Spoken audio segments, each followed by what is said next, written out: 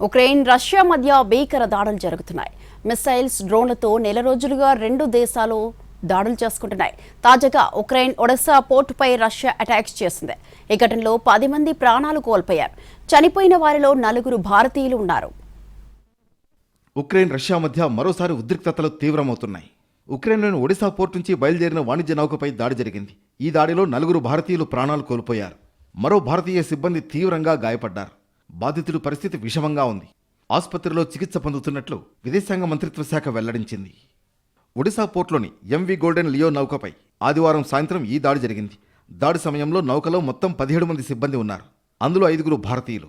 వీళ్లలో 4 మరణించగా 1 తీవ్రంగా గాయపడ్డారు. బాధితులకు అన్ని విధాలా సాయం అందించేందుకు ఉక్రెయిన్లోని భారత రాయబార కార్యాలయం పరిస్థితిని ఎప్పటికప్పుడు పర్యవేక్షిస్తోందని విదేశాంగ శాఖ తెలిపింది.